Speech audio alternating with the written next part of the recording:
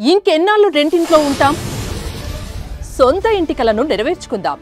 Suman TV biggest property expo October 18th, 19th HSCC Novotel Hyderabad. ఇప్పుడే free entry కోసం call చేయండి.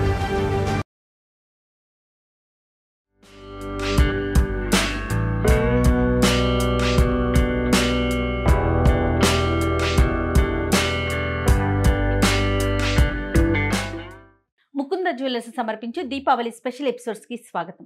దీపావళి శుభాకాంక్షలు రమ్మ గారు. దీపావళి శుభాకాంక్షలు జయ. దీపావళి అనగానే మనం అమ్మవారికి పెట్టే నైవేద్యాల్లో ముఖ్యంగా స్వీట్స్ ఎక్కువ చేసుకుంటాం కదండి. దాంతోపాటుగా శనగపిండితో చేసిన స్వీట్స్ని ప్రత్యేకంగా చేస్తారు. మరి ఈరోజు ఏం చేసి చూపిస్తున్నామండి?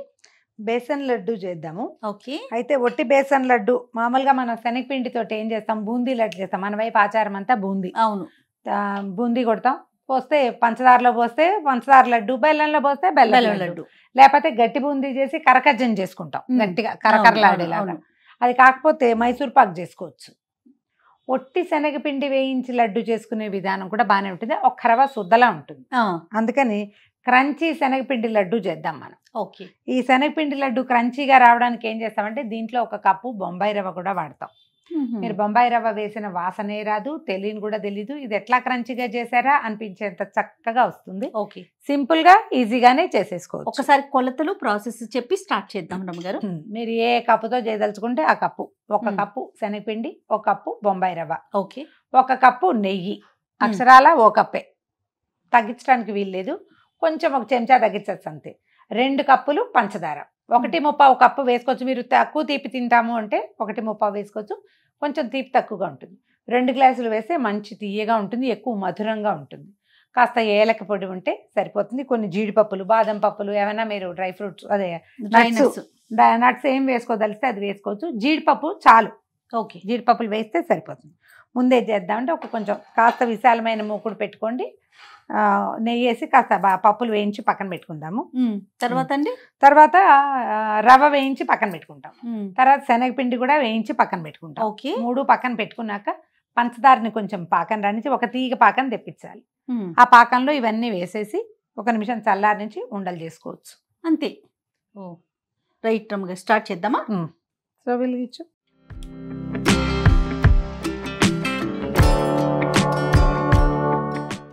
ఇవి నేను ముందు రోజు ఆ ముందు రోజు డబ్బాలోకి చేస్తా చేయ. జీడిపప్పులు వేద్దాము.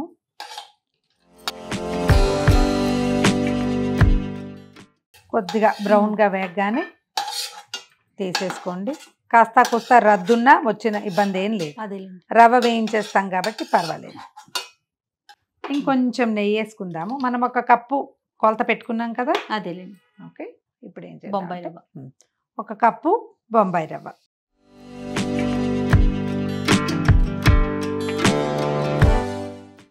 బాగా కమ్మని వాసన వచ్చేదాకా, మంచి ముదురు రంగు వచ్చేదాకా, అంటే డార్క్ బ్రౌన్ కాదు, గోధుమ రంగు వచ్చేదాకా వేయించేద్దాం.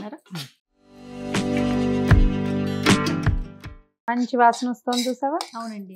రంగు కూడా మారింది.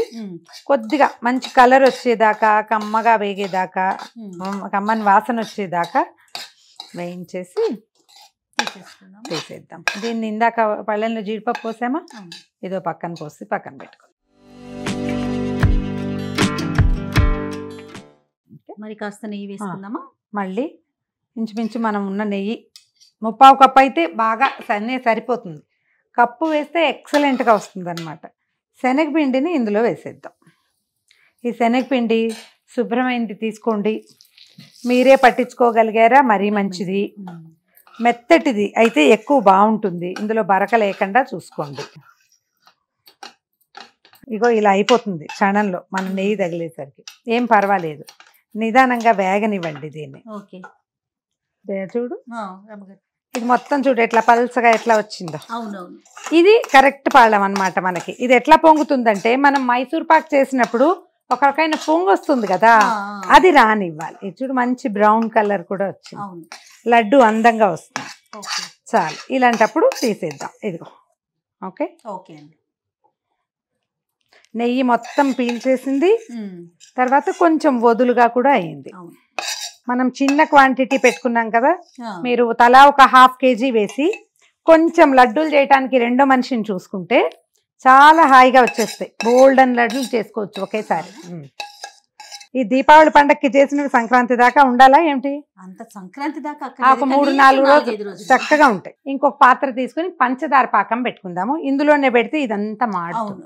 కొంచెం వెడల్పాటి పాత్ర పెట్టుకుంటే లడ్డు మొత్తం పిండంతా ఇందులోకి వెళ్ళిపోతుంది. కాబట్టి మనం వండే పదార్థాన్ని బట్టి పాత్రల సైజు. ఇప్పుడు ఒక కప్పు శనగపిండి, 1 కప్పు రవ్వ వేసామా, 2 కప్పులకి కొంచెం తక్కువగా, అంతే తక్కువ. 1/2 కప్పు, 1/3 వేస్తే చాలదు. పంచదార క్రిస్టల్స్ లాగా ఉంది, గండ్ర ఇసుకలాగా ఉంది. 1/4 కప్పు నీళ్ళు పోయండి. చాలండి నీళ్ళు. కరిగితే వచ్చేస్తుంది. ఎందుకంటే పంచదార కరిగి అది నీరే అవుతుంది. మనం నీరు ఎక్కువ పోసిన కొందికి మనకి తీగ రావడానికి సమయం పట్టేస్తుంది. అందుకని 1/4 కప్పు పోస్తే చాలు.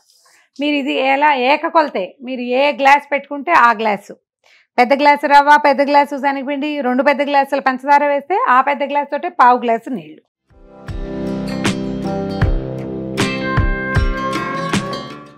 పంచదార ఒక రవ్వ బరగ్గా ఉంది కదా, అందుకని అయినా ఇంతసేపు పట్టింది. లేకపోతే అసలు ఇంత కూడా పట్టదు జయ. చూడు పాకం వచ్చిందా. స్టవ్ ఆపేసాను జయ. ఏలక పొడి వేసేద్దాము. ఇప్పుడు ఏది ఈ పదార్థం అంతా వేసి ఇందులో మొత్తం వేసి, స్టవ్ ఆపకపోతే రెండో తీగ కూడా వచ్చేస్తుంది. వేసేసి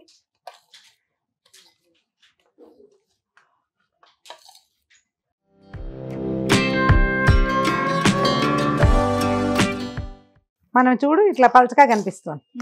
అమ్మో ఇదేంటి, ఇది ఎట్లాగొస్తుంది అనుకుంటాం. ఏముండదు. ఒక 5-10 నిమిషాల తర్వాత ఈ శనగపిండి, ఈ బొంబాయి రవ్వ ఈ పాకంలో చక్కగా నానిపోయి పాకం చల్లారేసరికి లడ్డు వచ్చేస్తుంది. అవునండి, చక్కగా వస్తుంది. ఏముండదు. ఇది మొదట వేసినప్పుడు ఎట్లా ఉంది, ఇప్పుడు ఎట్లా ఉంది. ఇంకో 2 నిమిషాలు 5 నిమిషాలు గడిచేసరికి దీన్ని చల్లారనివ్వండి, పక్కన పెట్టి. చల్లారాక చక్కగా లడ్డూలు చేసేసుకోవచ్చు. చూడు కలర్ ఎంత బాగుందో కదా. జీడిపప్పులు కూడా వేసేసుకుందాము.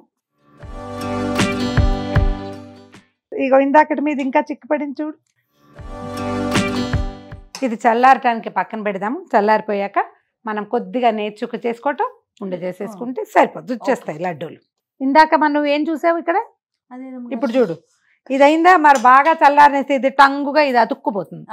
అతుక్కుపోతే ఏం కంగారు లేదు. 10 నిమిషాలు చేయి విడిచి వేరే పని చేసుకున్నా దీన్ని మళ్ళీ పొయ్యి మీద పెట్టి సిమ్లో పెట్టి ఒక మాట మళ్ళీ అంతా కదిపి, మీకు అనుమానంగా ఉంటే ఒకే ఒక డ్రాప్ నీళ్లు వేసి కదిపేస్తే మళ్ళీ మొత్తానికి ఇది కొంచెం ఇట్లా వచ్చేస్తుంది. చక్కగా వచ్చింది రమ్మగారు.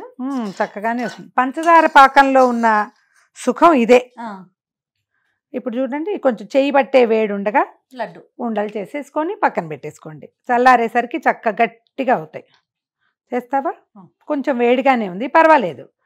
మన చేయి పడితే సరిపోతుంది. జయ లడ్డూలు బాగా చేస్తుందండి. ఒక్కసారి నొక్కితే దగ్గరికి నీకు ఉండభావకం వస్తుంది. తర్వాత లడ్డు చేసి పెట్టేసుకోవటమే పక్కన.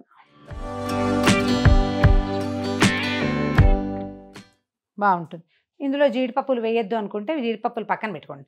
ప్రతి లడ్డూకి మధ్యలో 2 పప్పులు గుచ్చి నొక్కేస్తే సరిపోతుంది. అంటే నాకు అంత ప్రతిభా విశేషాలు లేవు. హల్వాయి లాగా స్వీట్ షాప్లో లాగా పెట్టలేను. అందుకని నేను కలిపేసుకుంటాను. పైగా నాకు లోపల ఎక్కువ పప్పులు తగిలితే ఇష్టం. అందుకని నేను ఆ పని చేస్తాను అన్నమాట. సైజు మనకు కావాల్సినట్టుగా చేసుకోండి. చిన్నపిల్లలు ఉన్నప్పుడు కొద్దిగా ఎక్కువ క్వాంటిటీ కనపడుతుంది. బుజ్జి లడ్డూలు చేసుకుంటే బాగుంటుంది. మనం ఎవరికైనా గిఫ్ట్ చేయదలుచుకున్నప్పుడు కొంచెం పెద్ద పెద్ద లడ్డూలు చేస్తే, ఇది దీపావళికి బాగా పంచుకుంటాం కదా జయ, ఇలాంటివి చేస్తే ఈజీగా అయిపోతుంది. కొంచెం నిలవ ఉంటాయి. శనగపిండి ఇచ్చినట్టుగా కూడా ఉంటుంది. కాస్త పెద్ద సైజు చేస్తే ఒక 6-8 లడ్డూలు బాక్స్లో పెట్టామంటే చక్కగా ఉంటుంది. రమ్మగారు శనగపిండి రవ్వ లడ్డు. ఓకే, చక్కగా అమ్మవారికి శనగపిండి ఇష్టం కాబట్టి ఈజీగా చాలా త్వరగా చేసేసుకునే రెసిపీ. డెఫినెట్గా మీరు అందరూ కూడా ట్రై చేయండి. డబ్బాలో పెట్టుకోండి. 4 రోజులు చక్కగా తినొచ్చు. ఎవరికైనా గిఫ్ట్ ఇవ్వచ్చు. అమ్మవారికి నివేదనగా అంటే మధ్యలో రుచి ఉడకుండా ఉంచుకుని నివేదనగా కూడా చేసుకోవచ్చు. లేకపోతే ఒక 3-4 రకాలు చేస్తాంగా, అందులో ఇదొక రకంగా చేసుకోవచ్చు. మరి ప్రేక్షకులకు మరొకసారి దీపావళి శుభాకాంక్షలు.